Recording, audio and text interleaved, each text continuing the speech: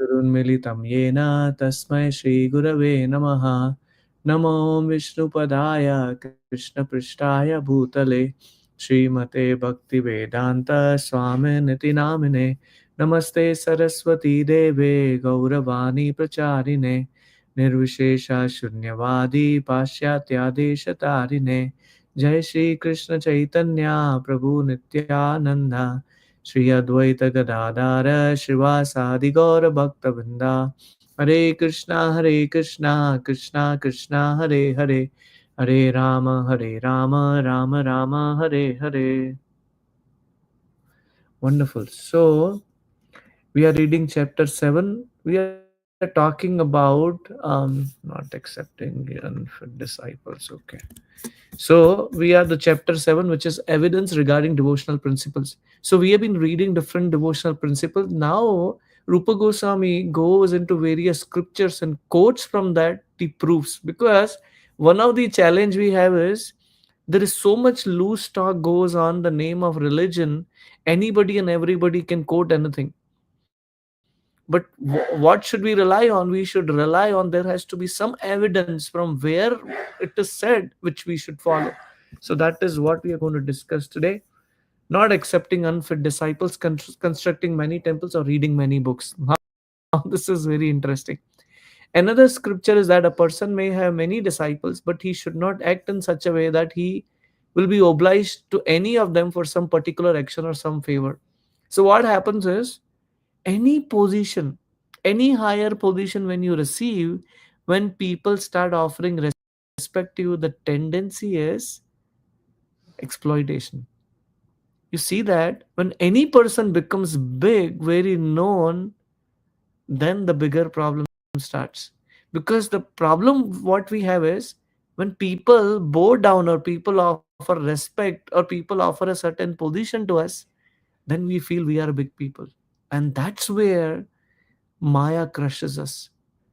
And that is what here Guru, what is Guru's position? Because now the Guru has many disciples. So what happens is, oh, can you do this for me? Can you do that for me? So one should be very, very careful. Whatever position one achieves should never use that position for personal welfare.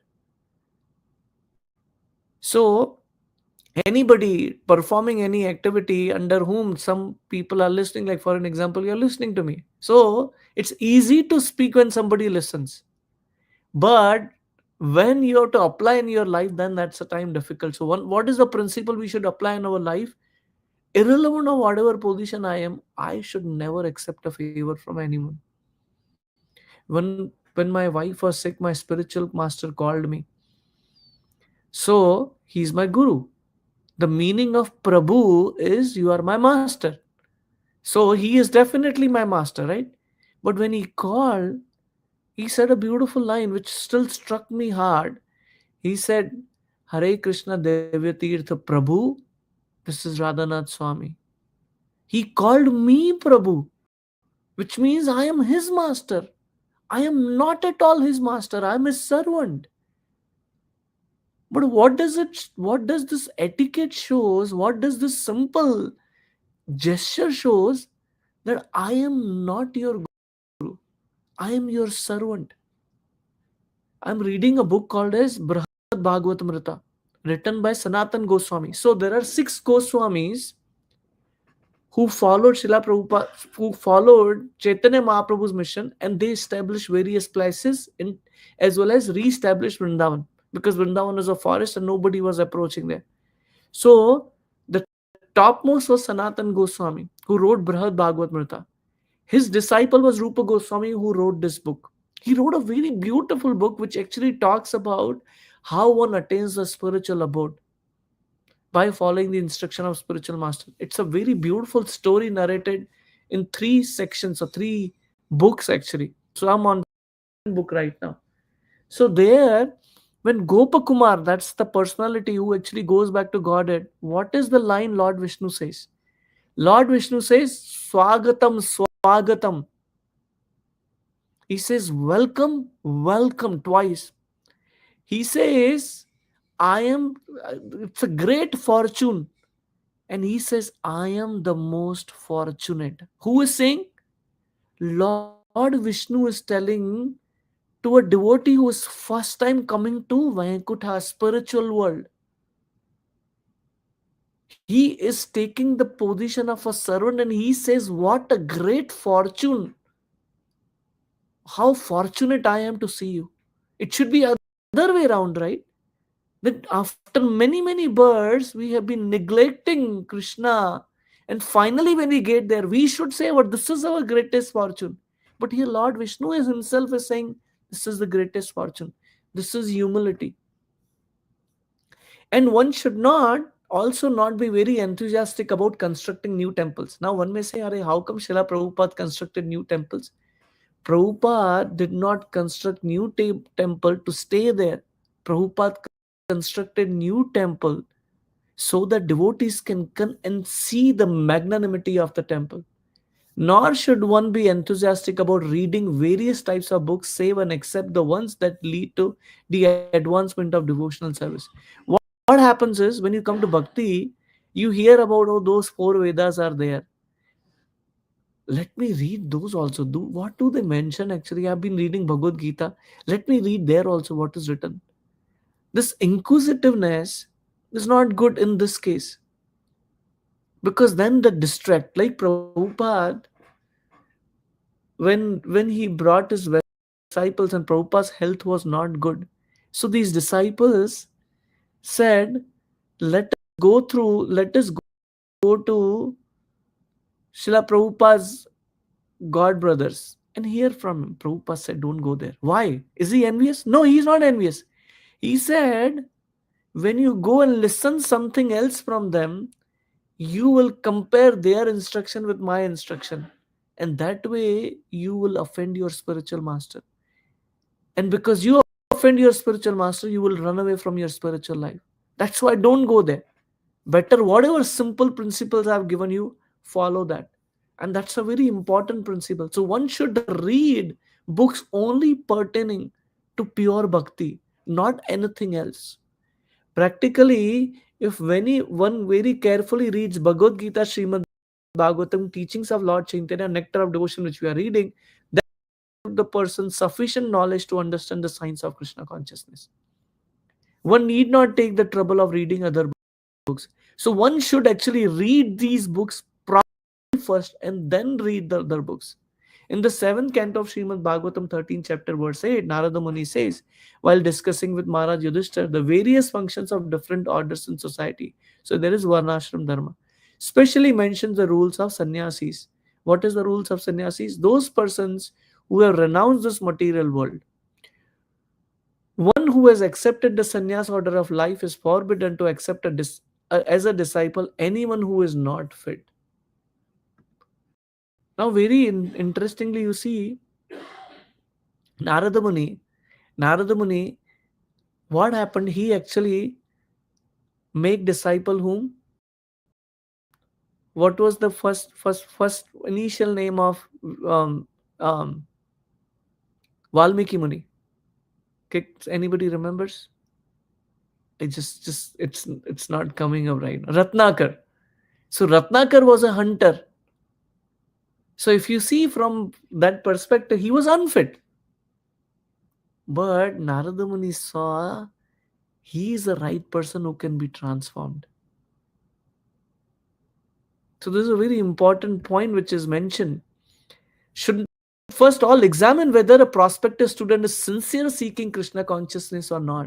What was the sincerity of Ratnakar when Narada Muni told him, you are saying your family is willing to take your karma, go and ask them.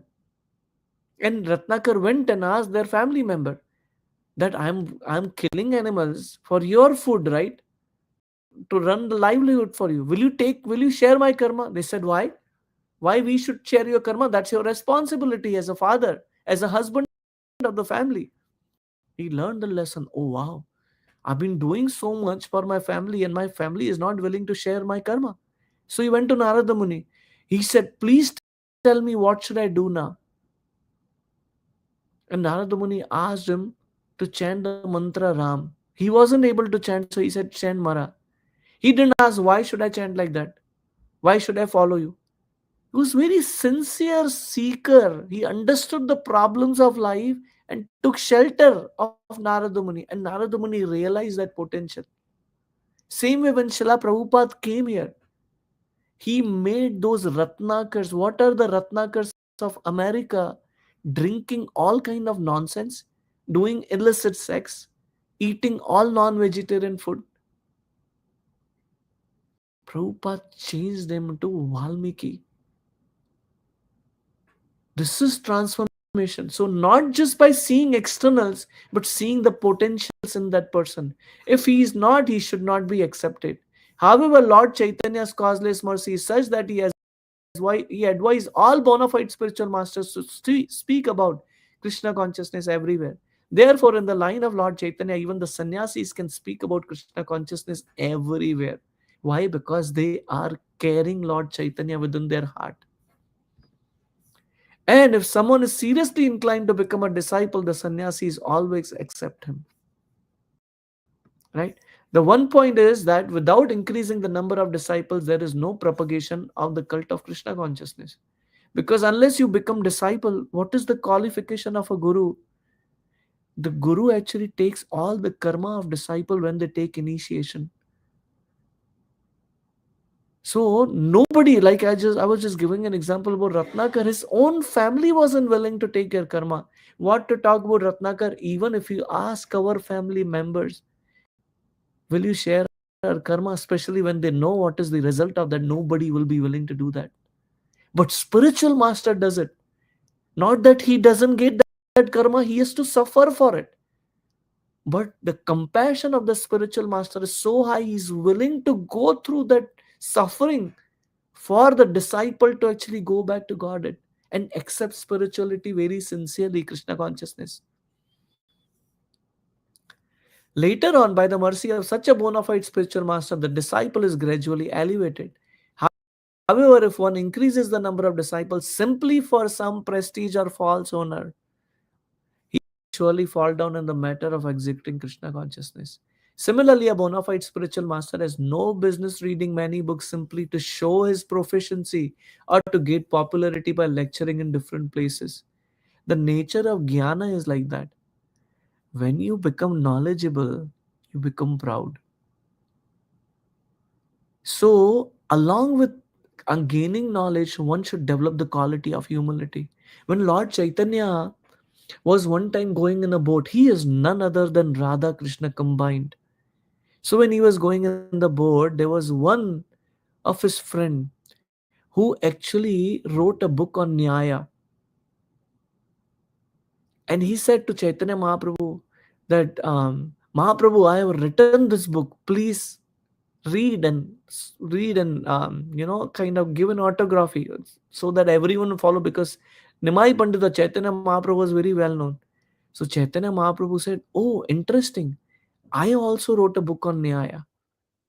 So this person, the friend of Chaitanya Mahaprabhu or follower, he said, if you have written the book on Nyaya, who will read my book? When Chaitanya Mahaprabhu sensed it, he immediately picked out, took out his book and threw it in Ganga. Why? So much effort is needed to write the book, and that's not any nonsense, it's a Nyaya. Why did he throw it? Because for him to please that devotee and keeping his honor is more important than my jnana or my book. This is humility. So, not in popularity, but to actually preach and understand the science of Krishna consciousness. It is also stated that the sannyasi should not be enthusiastic about constructing temples.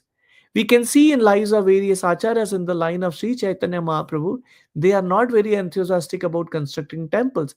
However, if somebody comes forward to offer some service, same reluctant acharyas will encourage to building of costly temples by such servitors. For an example, Rupa Goswami was offered a favor of Maharaj Man Singh, the commander-in-chief of Emperor Akbar, and Rupa Goswami instructed him to construct a large temple of Govindaji, which cost vast amount of money.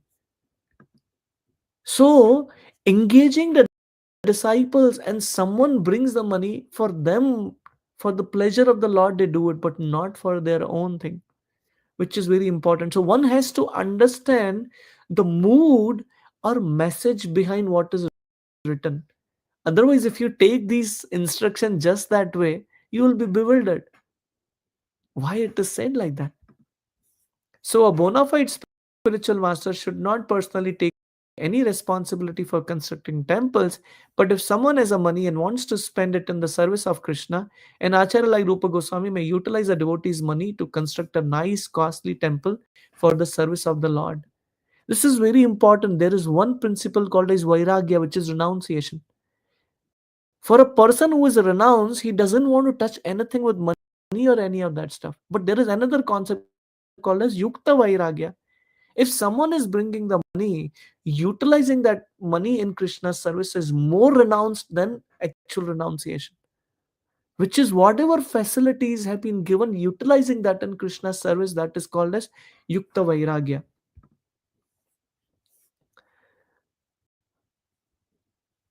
Yeah. For sorry, yeah, it's here. Unfortunately, it happens that someone who is not fit to become a spiritual master may approach a wealthy person to contribute for temple construction. And if such money is utilized for unqualified spiritual master for living comfortably in costly temples without actually doing any preaching work, this is not acceptable. Dealing with money, dealing with prestige and name and fame is very difficult. There was, what was this person's name? How can I forget? I think Nriga. Was he the person? Yeah, I think that's what I remember.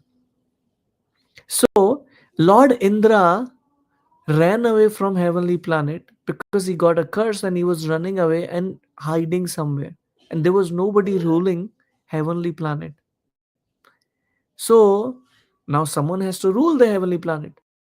So they identified a sage. Somehow I remember Nirga, but I'll confirm you on that. So they Prabhu, I made him. think it's not a sage. I think it was one of a really good. That time it was a Raja, Yes, some correct, Raja. correct. I think Nua something Ah, like a knee. starting with no. Give me 1 second. I was just listening to the podcast other day, and it was very nicely portrayed there. Who took Indra's place in that meantime when Indra was gone? Yeah, I forgot his name, and I'm such a poor guy. No, Prabhu, I also forgot the name. I just saw it, but yeah, I forgot. Give me 1 second. I just forgot about that. Krishna, sorry, please forgive me about it. So he was a very pious person. Nahusha Prabhu? Nahusha, Nahusha. yes, Yes, yes, thank you, Prabhu. bro. Nahusha, thank you. No, no, I just Googled Prabhu. No, good, but I wasn't able to. So Nahusha was a very pious person, very grounded. I will put it that way. He was given the position of Indra. He was given the position of Indra. Now he got the heavenly pleasures. He saw what heaven looks like. One day he developed a desire that I want to enjoy because I'm Indra now, right? Which means I can enjoy Indra's wife now, Sachi. So he actually proposed her, but she is very chaste and she did not know what to do now because now this is a big problem. So she approached the sages and they cursed him to become a snake. But this is why did I bring this part? Because power, fame, money, position is very dangerous. Unless one is completely renounced, completely humble, and connected to the spirituality super firmly, very difficult to handle that. Prabhupada went in America with 40 rupees. Within few years, he had 108 temples which would cost more than crores and billions of dollars, trillions of dollars, whatever you call it. But where would Prabhupada stay? Prabhupada would always meditate on small Radha Damodar Mandir in Vrindavan. This is Krishna consciousness. Very powerful aspect. So that's what is being explained here. That not that you, if the spiritual master is not grounded, he may approach wealthy person to build the temples and he want to stay there. This is not acceptable. In other words, a spiritual master need not be very enthusiastic for constructing temple building simply on the name of so-called spiritual advancement. Rather, his first and foremost activity should be to preach. In this connection, Bhakti Siddhanta Saraswati Thakur recommends that spiritual master should bring books. If one has money, instead of constructing costly temples, one should spend his money for publication of authorized books in different languages for propagating the Krishna consciousness movement. Prabhupada was given three instructions by a spiritual master. We're just reading Srila Bhakti Siddhanta Saraswati Thakur, who is the spiritual master of Srila Prabhupada. Srila Bhakti Siddhanta Saraswati Thakur told Srila Prabhupada, whenever you have money, print books. Preach in English language, far and wide. And there is a third instruction which I'm not able to recollect. He followed throughout his life. And because of Srila Prabhupada, his tireless job in transcribing these books, we are able to reap the fruits and able to read it in English language. Otherwise, none of us could actually read Sanskrit so well, which means we would not read the book altogether. This is because of Srila Prabhupada's mercy. We are sitting and able to read such beautiful translation. You can't imagine. Prabhupada wrote more than 300 authors, commentary, combine this. How many of us will do cross reference? But Prabhupada did that and put all that the sum and substance of from these books, put it here. So fortunate we are. And with that gratitude, we should really read Srila Prabhupada's books as a reciprocation. Very important aspect. The next one is straightforward in ordinary dealing and equilibrium and loss and gain, which is very important. One should be straightforward in ordinary dealing. Today's world is world of duplicity. People will speak one way and then outside they will speak another way. I was just speaking to my father. I put a paper in one of the company I'm working for. And to my shock, no questions asked. Okay, so when do you want to quit? When are you leaving? How much time you need? Wow. I was just shocked. Why? This world is full of duplicity. People are good as long as you are serving their needs. The moment they sense now you are going in other direction, they have nothing to do with you. They have nothing. They don't even ask you how are you. Why? I have no business with you, man. This is it. And they were talking nicely how long you'll be there because there is a client project and now I have to attend the client. Oh, can you stretch a little, can you cover more time and all that stuff. And when you leave, they won't even bother responding to you. This is duplicit world. So it's very difficult to have a straightforward dealing in in this world. And maintaining an equilibrium in loss and gain very difficult. There is a statement in Padma Purana: persons who are engaged in Krishna consciousness should never be disturbed by some material gain or loss. Even if there is some material loss, one should not be perturbed, but should always think of Krishna within himself. The purport is that every conditioned soul is always absorbed in thinking of materialistic activities. There is no thought, there is no way around for that. Either we are in Krishna consciousness or we are in Maya. There is no in between. Very beautiful aspect I heard. So if I'm not performing any devotional service, I am engaged in service of Maya. Very clear straightforward. He has to free himself from such thoughts and transfer himself to completely to Krishna consciousness. As we have already explained, the basic principle of Krishna consciousness is to always think of Krishna and never forget Krishna. One should not be disturbed in material loss, but rather should concentrate his mind upon the lotus feet of the Lord. A devotee should not be subject to lamentation or illusion. There is a following statement in Padma Purana: within the heart of a person who is overpowered by lamentation or anger, there is no possibility of Krishna's being manifested.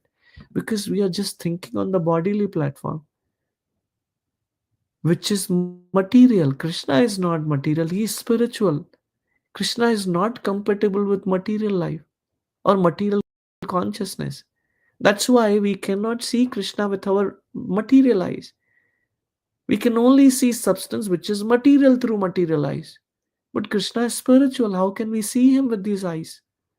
So a lot of people ask this question. He said, why do you need microscope to see viruses? Because your eyes cannot see it. There is a limitation with the eyes. And again, that's material. And what to talk about spiritual? Krishna is completely spiritual. We cannot see Krishna. For that, one has to be completely spiritual. One has to have his eyes spiritualized. And how can we spiritualize our eyes? By reading, hearing, and chanting Krishna's name. Now, the demigods, which is other devatas, very interesting topic. One should not neglect to offer due respect to demigods. Yes, we should not go to demigods, worship them for material gain, but that does not mean we disrespect them. When I came to Krishna consciousness, I understood this aspect very wrongly. I would not go to other temples and bow down. We should offer respect to devatas. They are at a very high position. They are not like us. So one should not shy away offering respect to these devatas. But one should not worship them for material gain. And that is an important exercise. For example, a Vaishnava is not a devotee of Lord Shiva or Lord Brahma, but he is duty bound to offer all respect to such highly positioned demigod. According to Vaishnava philosophy, one should offer respect even to an ant. What to talk about devatas? So then, what is there to speak of such exalted person as Lord Shiva or Lord Brahma? In the Padma Purana, it is said, Krishna or Hari is the master of all demigods, and therefore he is always worshipable. But this does not mean that one should not offer respect to demigods. I covered many topics. Any questions or comments before we move forward?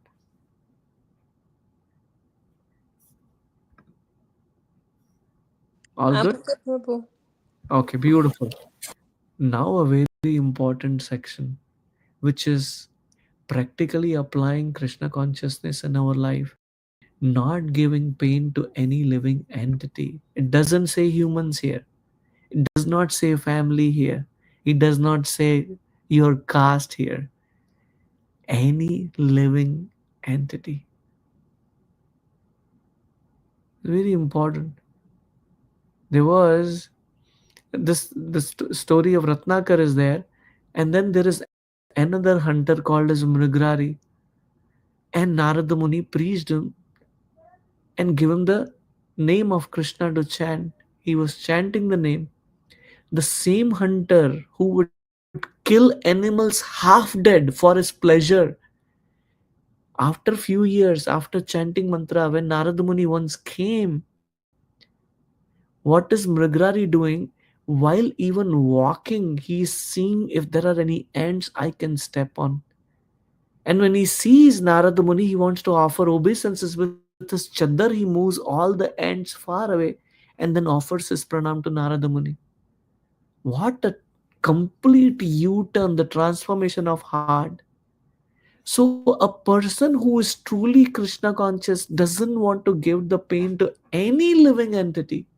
What to talk about other humans or other caste or other religion?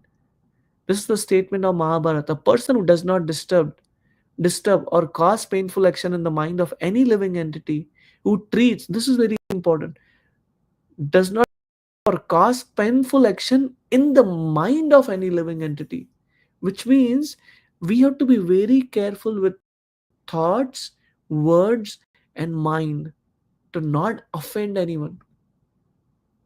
Who treats everyone just like a loving father does have children whose heart is so pure, certainly very soon becomes favored by Supreme Personality of Godhead. In so called civilized society, there is sometimes agitation against cruelty to animals, but at the same time, regular slaughterhouses are always maintained. A Vaishnava is not like that. A Vaishnava can never support animal slaughter or even give pain to any living entity. Very important. My spiritual master quoted one nice story or one pastime or one reality. So there was a radio show going on. I don't know if I shared it before, but in case if I did, well, again, one time hearing doesn't hurt. So there was a lady who was on the radio show. She was sharing, there was his neighbor, he had a dog, and she tied that dog to the pole very closely, and that dog did not have a space to move. So she called the police and sent him a punishment. And she was quoting that one should really take care of dogs. So the interviewer asked her, "What did you eat for breakfast today?" She said, "Hamburger." The interviewer asked, "For you to eat that hamburger, a calf, a son or daughter of a cow, her throat is cut and killed for you to have that hamburger. You are talking or you are calling the police or cops for someone who tied the dog so close to the pole, but you never cared about for you to eat that hamburger. A calf was or cow was slaughtered." Can you see the difference? There is so much external thing going in the material world today. People are will take care of dogs very nicely at home and don't mind killing other animals. I was i was just i did not know that, and I was just shocked that the deers are favorite of people. They kill deers to eat them. And one time there was this guy, they during the winter they do repairing and all that stuff for wires and all that stuff, they do it. And deers don't find grass, so they go far away, sometimes comes in community. They will run behind them to kill them and take them to eat.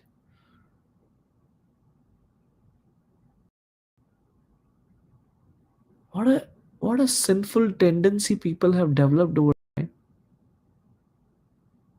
They don't shy away to cut the animal who is actually a child or mother or father or husband of some other animal. So religion or spirituality is not that I just chant names of Krishna, I read books, but in the family or people around me, I disrespect and torture them. So much wrong things are going on the name of religion today, which is crystal clear. They have never understood the real essence of Krishna consciousness, real essence of spirituality. If after reading scriptures, after chanting the name, your heart still creates the pain for others, we are definitely missing the reality in Krishna consciousness.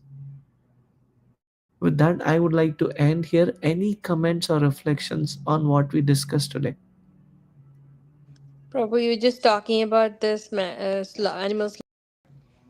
Prabhu, there are so many people, they say, "Oh, I didn't kill the animal. I just go buy the meat from the slaughterhouse." I'm like, but you're eating that meat. You're eating that meat too. If you stop, everybody stop buying that meat, there won't be no slaughterhouse. Exactly. For him to run the slaughterhouse, who's paying the money? You Yeah. are only paying the money.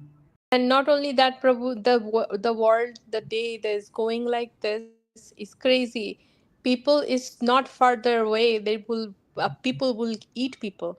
Oh, that's there. And Kali That is Yuga is coming like, very yo, soon. It is correct. already there. It is already here. There is cannibalism everywhere now, but it's gonna be more even. In some of the Asian countries, I'm not talking India,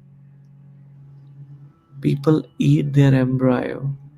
They kill them and eat their own child even today. Oh no, there is some techniques. I heard that it's not the okay. So in the umbilical cord, when is that the child is born, and they preserve the umbilical cord in our ancient medicines. They use that. They used to put it in a tabiz, like that. They sometimes people when he used to get sick, that time they use that as a medicine. Now these days the Western people, they say stem cell repair. So back then that was a stem cells they had. It's not the embryo, the child is born, the attachment of that whatever called Yeah. placenta. Madhji, that is one aspect you share. Thank you for sharing. But in in Asian countries, if Yeah. the child is not born and then you have a miscarriage, they eat that child. Oh. Yeah. That is gruesome. And when you mention that, imagine. So now when we talk about these things, one thing which should go deep in our heart is I don't want to come again in this world, man. The the Kali Yuga is going to become worse, even more worse. We are not even far away in the Kali Yuga yet. We are What I'm just saying? the beginning. And Few think thousand about years. like 1,000 years or billion years after this, Yuga, that we I don't want to see it, Prabhu. That's why we should really strive to perfect our Krishna consciousness, really crying out and calling out when we chant the Hare Krishna Mahamantra, my dear Lord, please save me. I don't want to come back again. Prabhu, I just meet I just meet one person today.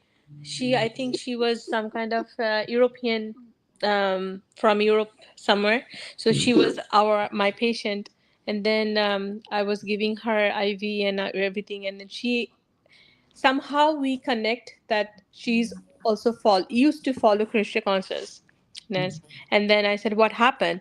And then I think she becomes sick, so I think everything, something happened. She probably got into accident and all that. She has a terrible anxiety. I said, like, drop everything. I mean, you're doing whatever you're doing. Please chant the name of Krishna consciousness. Like right now, just chant it away. Wow. More you chant, the anxiety, you will see your anxiety gone in no time.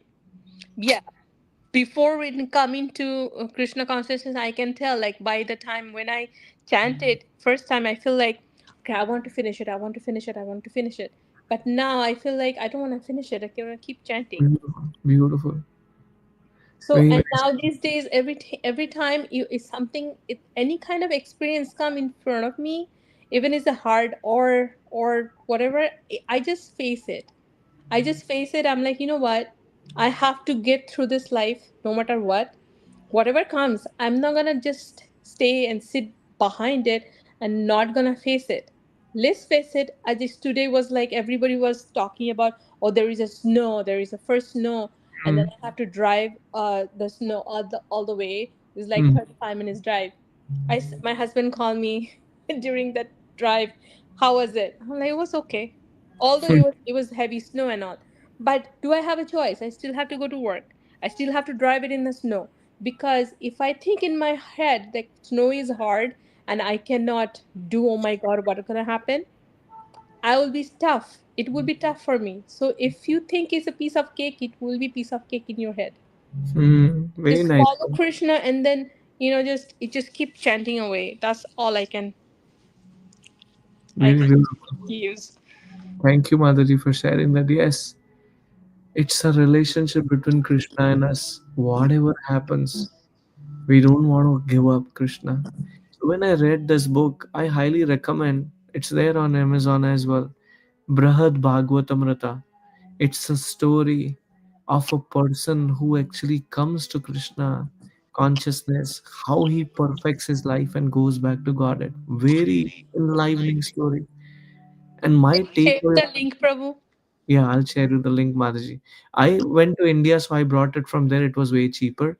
Or Yeah, you, I will. My parent, I mean, my mom and brother, they will probably gonna come next year. So I'm ah, waiting. When they come, they will bring all this book for me. absolutely. I'll share you the link. I brought it from there, and on Amazon you can find digital books for 10 books. But I like physical books. Me too. I like physical. I have lost my. Initially, I started with digital, but now I realize no, I need a It physical just book. Prabhu, it's my glasses between the numbers. It just makes me crazy. I can't even follow. Some most of the time when you say please read, I'm just looking for my glasses what to read because I cannot see Um, most of the time the screen. I have a same problem, but I like physical books, so that just helps me so much. I will share the link, Mataji, and then you can find out. But why did I bring it? And I shared it in the class. This was very touching to me. When Gopakumar comes to spiritual world, Lord Vishnu says, Swagatam, Swagatam. This is a great fortune, and I am the most fortunate. Who is saying? Lord Vishnu is saying. This is a reality.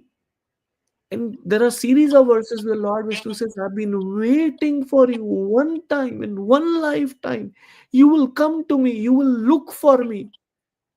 But I failed every time. And finally, I couldn't hold the mercy. I appeared in the form of your Guru. Lord Vishnu himself appeared in the form of the Guru and guided him. And he said, finally, you are here. Wow, I was super touched with that part. Wow, how much Lord is waiting for us to come there. We should practice with sincerity. My Lord, I've been ditching you every lifetime, but I promise I really want to come to you this lifetime. Please help me. With that mood when you chant, with that mood when you read, with that mood when you hear, that attracts Krishna's mercy. Right? Any final comments or reflections before we end? All Prabhu. good? Yeah, nice. Prabhu, go ahead. Prabhuji, the same way, even Yamaraj also feel the same. Like when someone enters into the hell, I hear like he feel very bad. Yeah. Why did you come here? You have a lot of ways to reach Lord Vishnu. Oh, didn't you say just once his name in your life? You would have gone somewhere. Why you came? So is it true, Prabhuji? That is, Yes, Prabhuji. There is a book called A Second Chance. yeah. It's the I forgot the canto. I think is that eighth. I forgot. Sorry. Please forgive me. I'm poor with numbers. So Srimad Bhagavatam has the story of Ajamil. And in that pastime in Srimad Bhagavatam, there is a conversation between Yamaraj and Yamaduta. That's where it brings it. Okay, Prabhuji. So Thanks. please read that. It's a beautiful conversation there. Prabhu, Sure, I Today. Prabhuji. think there is one character that I forgot the name now. Hmm. It's been like three lifetimes. So every time Narad Muni used to come to him Ah, and this is ask Kailash. for. So who's the name, Prabhu? Kailash Mataji. I gave that Yes, example. yes. You said that, and I saw the nice podcast about that Hmm. story. They made it like animated one to more understandable. So Yeah. there's every time they used to come, Narad Muni used to come and like, why just chant your Krishna consciousness name, and then he said, no, sorry, my family needs me, my Yeah. my kids needs me, and then when the Chris grows up, and then Narad Muni came again. Like, what happened now? I'm like, sorry, my kids took out the business, but then they are not. following the rules. I have to be there. And when he was in a deathbed, and still I'm like, well, I still have to give the example like what I used to do. So they didn't do it. So next life, he become a God. snake. Yeah. He become a snake, and then I'm like, well, now you're snake, but now you don't have nothing to do. I'm like, no, the fields of the crops and my sons, I have to guard it them from the from the birds and everything else. So they never, whenever people who don't want to do it, they don't want to do it, I think. No Yeah. matter what, they are losing the chances. By God's mercy, at least by Krishna's mercy, we know that this is needed. We have to really make it. That's a very important part. Some people have no idea, but when we have idea and if we are not able to make it, that will be most unfortunate. For those people, they have no path, they have no idea. There's But some when we people know I the heard, like my husband, I think when something happened and my husband said, oh, yeah, we follow ISKCON, so we follow Krishna consciousness. I'm like, and then some other people, they said, oh, that's cult. I'm like, well, if you call it a cult, that is a cult of Krishna. I'm fine with Mm, that. But mm, the thing is, there is so much negative people they are in. But I guess, I think it's okay. Like if they're rumored or something happens, everywhere is something happens or other. Would you think all the temples are fully authorized? Satyavadi Yudhishthir to nahi hoga. Like every temple will have something flaws or anything, because we are still living in Maya. it's all people, Mataji. Even when you go to some ISKCON temple, if somebody does a wrong thing, if you leave that temple thinking that it's like if I am a sick and I go to a doctor, he did not treat me well. From now on, I will never go to the doctor. No, I Stupid. just tell my husband, I'm like, next time you say something, just say that it's okay. I'm not following any other. I'm like, I'm just following my heart to Krishna, and Krishna sees me when I go there, so I'm okay with that. You say I am a lover of God God, yes. and I learn how to love and give that love to others. And I call that God as Krishna. You may call as Allah, you may call as Jesus, but that's how I learn the art of loving each other. Yeah. Prabhu, I just heard the news today, there was a blast again in India. They were So there was a blast again in India today, in like hard. a really large one. But thankfully there was not big one, but it was still bigger.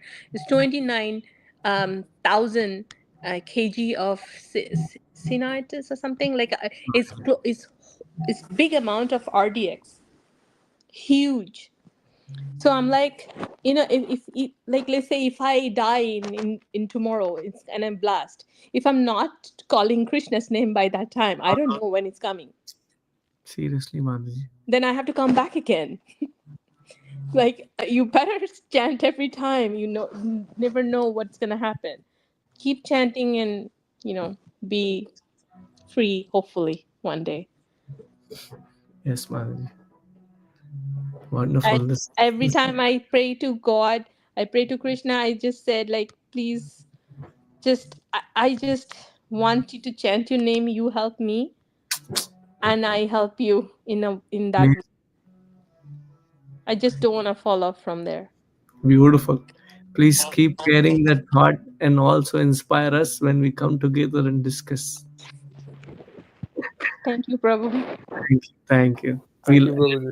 I have another class in few minutes. Thank you so much. La Prabhupada ki jai. Sure. Rupa Goswami Prabhupada ki jai. Sure. Thank you so much. Hare Krishna.